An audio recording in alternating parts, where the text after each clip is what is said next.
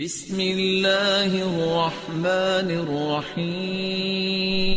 اللہ تعالیٰ نے ابراہیم علیہ السلام کو جو دو بیٹے دیے تھے، اسحاق اور اسماعیل علیہ السلام مکہ میں آباد ہوئے اور اسحاق علیہ السلام فلسطین میں، بیت المقدس پھر بعد میں آباد ہوا، شام میں، ارض شام۔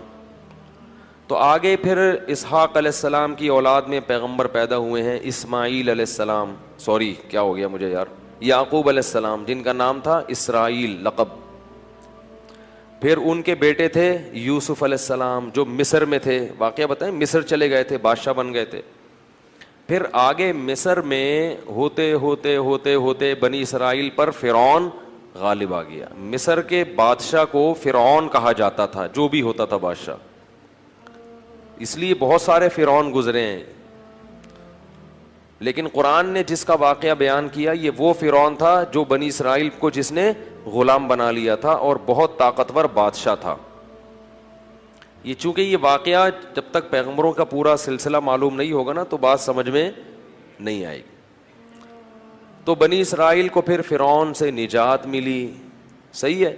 پھر اللہ نے بنی اسرائیل سے کہا کہ اللہ نے فرعون کو تو خود غرق کر دیا، اب تمہارے پاس ایک حکومت آئی ہے، ریاست آئی ہے، اللہ کی کتاب بھی آ گئی، اب تم جہاد کرو،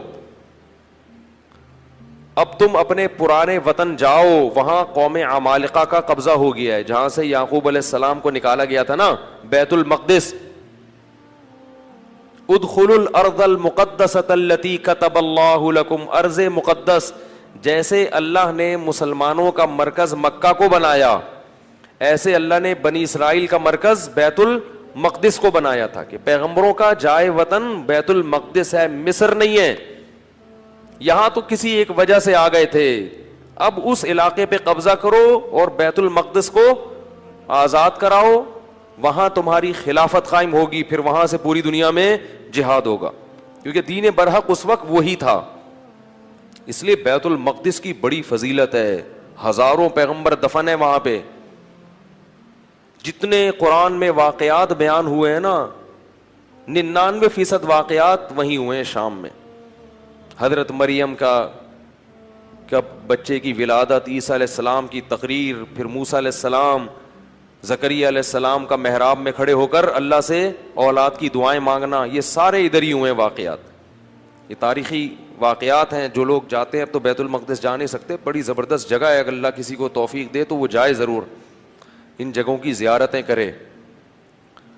تو وہاں پر کیا ہوا کہ بنی اسرائیل کو کہا گیا اب کچھ ہمت خود کرو اور ارض مقدس پہ قبضہ کرو۔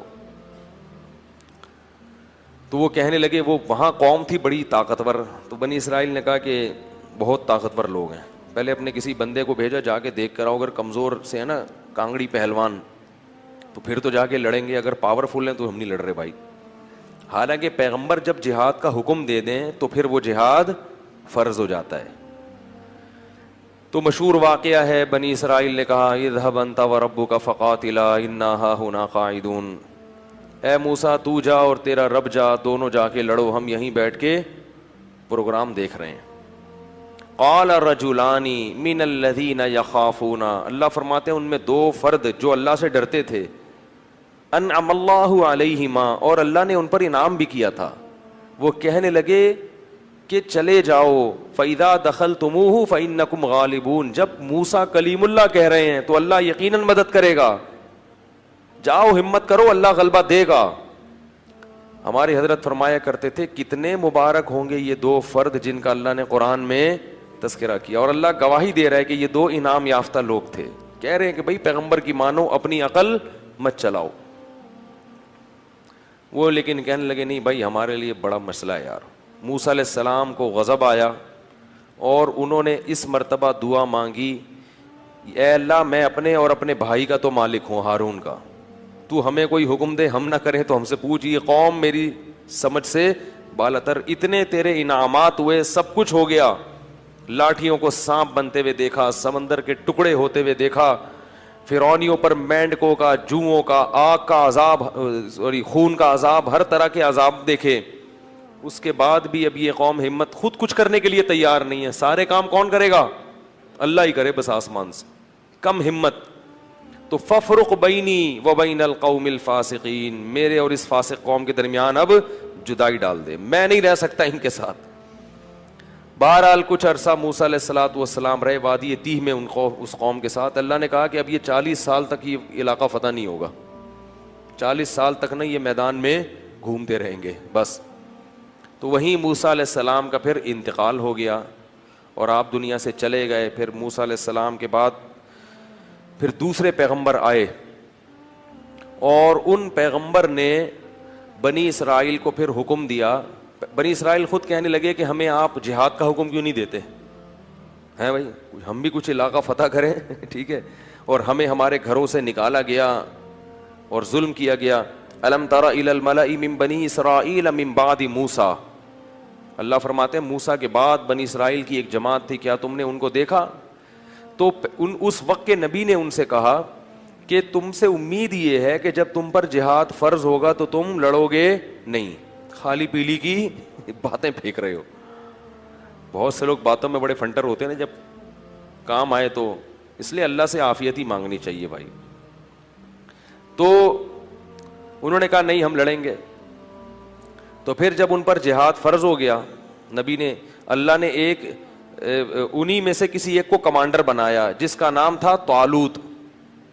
طالوت کو کمانڈر بنایا تو وہ کہنے لگے کہ اب چونکہ لڑنا نہیں تھا نا، بہانے تراشنے لگے، تو کہنے لگے یہ والا کمانڈر ہمیں قبول نہیں ہے، جہاد کے لیے تو ہم تیار ہیں مگر یہ والا کمانڈر نہیں چلے گا کیونکہ یہ غریب ہے۔ دولت مند آدمی کو ہمیشہ غریب آدمی کی اتباع سے آر محسوس ہوتی ہے۔ تو طالوت جو تھے نا وہ غریب تھے، اور ان کو پیغمبر نے کیا بنا دیا؟ کمانڈر، اور کہا کہ یہ میں نے اللہ کے حکم سے بنایا ہے لہذا مانو۔ کہنے لگے انا یکون لہ الملک علینا، یہ کہاں سے امیر ہو گیا بھائی؟ نحن احق بالملک منہ، ہم زیادہ حقدار ہیں، ہم میں سے کسی کو بناؤ، ہم میں جو ہے نا بڑے بڑے قوم کے سردار۔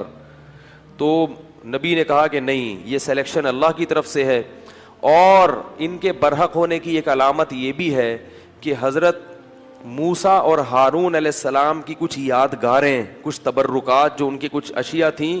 بنی اسرائیل کیا کرتے تھے کہ جب بھی کہیں جہاد میں جاتے تھے تو حضرت موسیٰ علیہ السلام کی لاٹھی اور اس طرح کی کچھ چیزیں جو ان کے پاس رہ گئی تھی نا، وہ لے کے جاتے تھے تو اللہ ان کو فتح عطا فرماتا تھا، اس کی برکت تھی،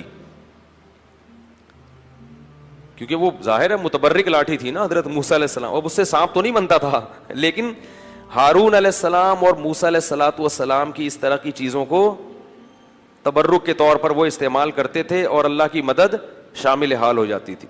تو بنی اسرائیل کو طالوت نے پھر انہوں نے جو ہے نا وہ تابوت آیا جس میں وہ تھی، تو فرشتے اس کو لے کر آئے، تو ان کو اطمینان ہو گیا کہ اب اللہ کی مدد یقیناً ہوگی، تو میدان جنگ میں اس کو لے کے جاؤ ساتھ۔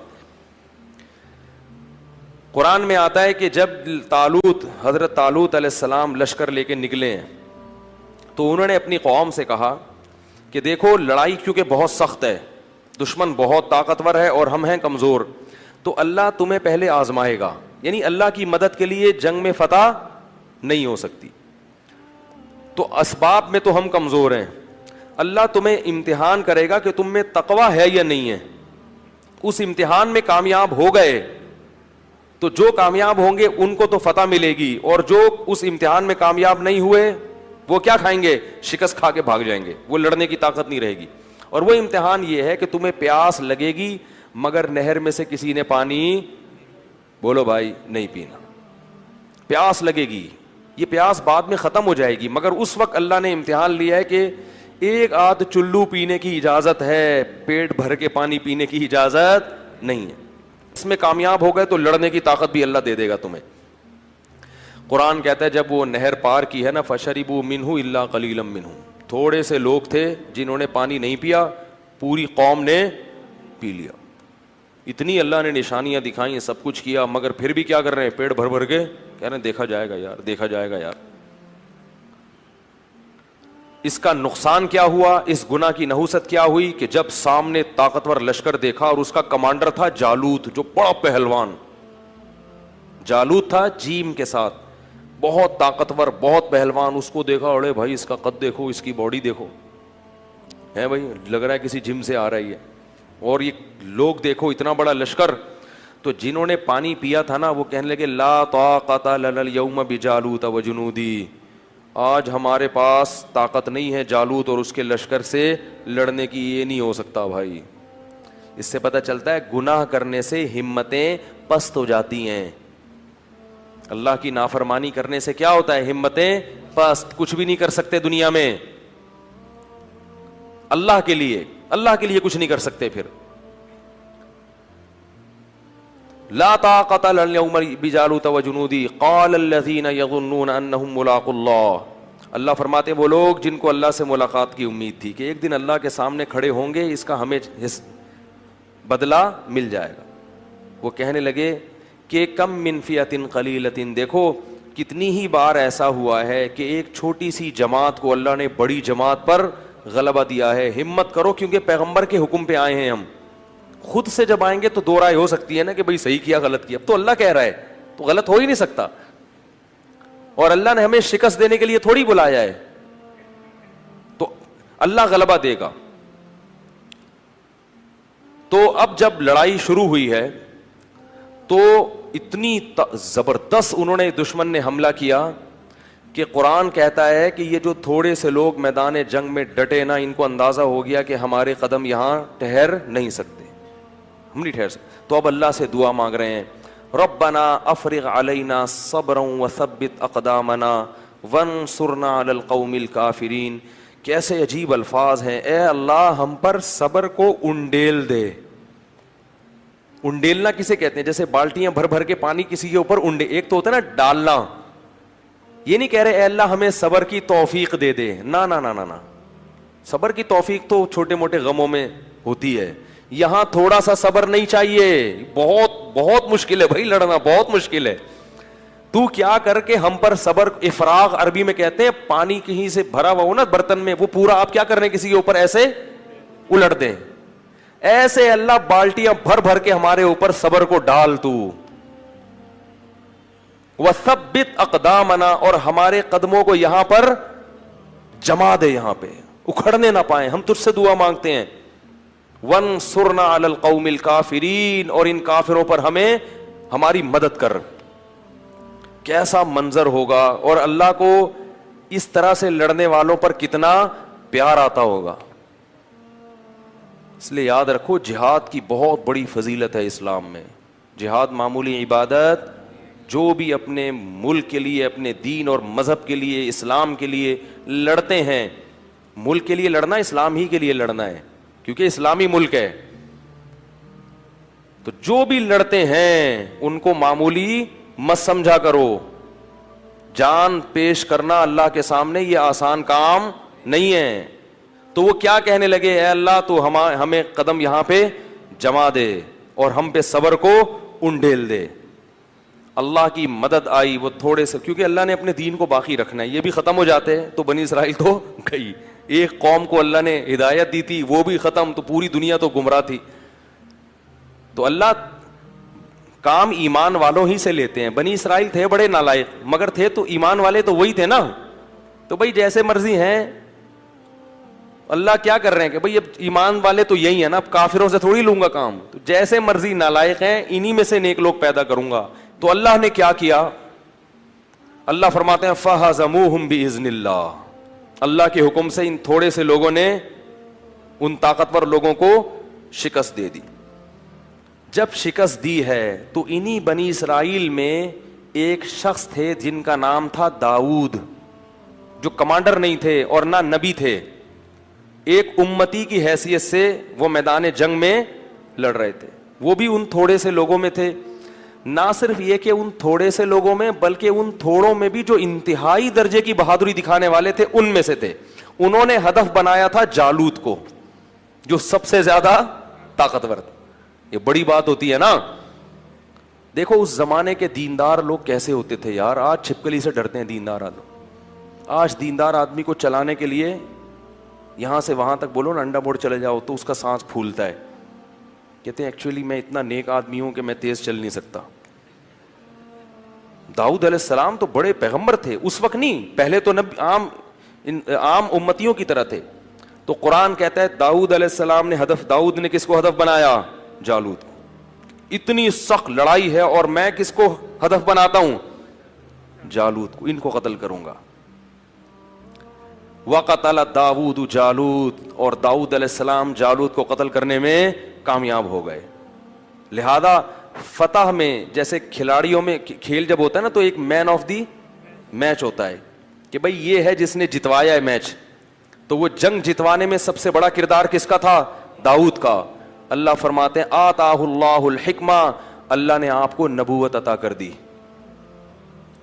کیا عطا کر دی؟ نبوت. اور اس کے بعد سے کمانڈ کس کے پاس آ گئی؟ کیونکہ لڑنے کے لیے، کمانڈ کے لیے صرف نیک ہونا کافی نہیں ہے، جنگ کا تجربہ ہونا، بہادری ہونا، یہ بھی بہت زیادہ ضروری ہے. لوگ کیا کہتے ہیں کہ کمانڈر بناؤ صرف نیک آدمی، نیک ہونا کافی نہیں ہے. ہمیشہ ایسے کو کام اس کے ذمہ سونپا جاتا ہے جو اس کام کا اہل بھی ہوتا ہے.